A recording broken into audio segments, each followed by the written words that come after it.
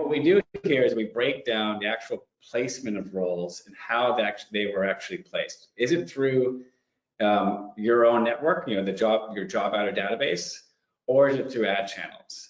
And we're going back again, probably toward the beginning of COVID, Q3 of 2020, where you see essentially that in placing candidates, about 72% were through ad channels, 28% the remainder through proactive sourcing. Then with a candidate crunch, with talent, lack of talent, agencies, recruiters had to get more resourceful. They had to work their database. So you had literally almost a even balance between proactive sourcing and ad channels. Since then, that sort of end of 2021, beginning of 2022, that steadily come back up, as in the reliance on ad channels has come back up, and remarkably, just about to the same level as it was, at the beginning of COVID.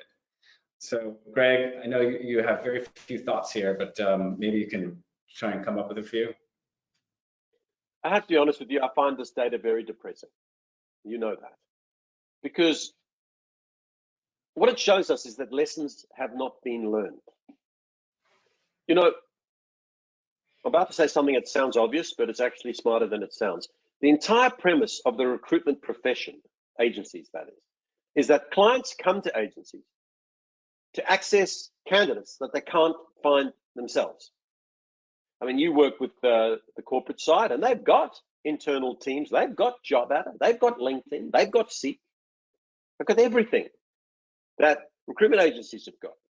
The only thing they don't have is the ability to find candidates that recruitment agencies, who after all is our only reason for being around, can find. So I was so encouraged a couple of quarters ago, 3 or 4, to see over the past few years a move from agencies working towards more proactive sourcing. I mean, I often quote this figure, but it's a couple of years out of date. It doesn't matter. I'm sure it's still true. In 40% of cases where the recruitment agency used a job board to find the successful candidate that they placed, right? So in 40% of those placements, the candidate was already on their database. Now, in terms of our industry, I can hardly think of anything more dysfunctional than that. And so I was excited when this trend, you see the green there in the middle, because that indicated that there was a move towards more proactive sourcing. And that included candidate outreach, headhunting, using LinkedIn as a branding platform to connect with people, and actively utilizing the candidate database. I'm fond of saying it, but most recruitment companies' databases are a candidate graveyard because they're full of dead people.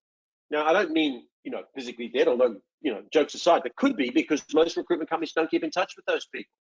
And that's the beauty of, and the ugly side of it, of JobAdder, is that it can do these things, but a lot of recruitment companies don't use it in the way that allows you to proactively source. And we'll see later on that where you do use the JobAdder database, you fill jobs twice as quickly as when you don't. So it's very disappointing to see that people in our industry have now, at the slightest hint that more candidates are available, we've collapsed back to job boards.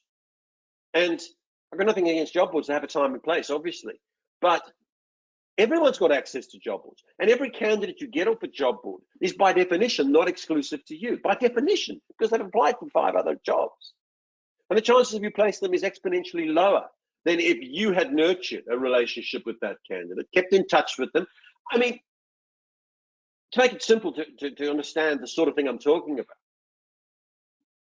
we've made, in an imaginary agency, we've made 400 placements in the last 3 years. Well, in almost every one of those cases, someone came second. Someone didn't get the job who we recommended as being very good. Where are those people? They've got jobs, maybe, but they might be looking for the next one. Have we engaged with them, nurtured them? Can we access them? And that's what we need. And you're right, Martin, you've got the online hobby horse, I guess, one of the many. We need to, it's a differentiator. And it proves our value to our clients if we continually come up with candidates that they can't find themselves.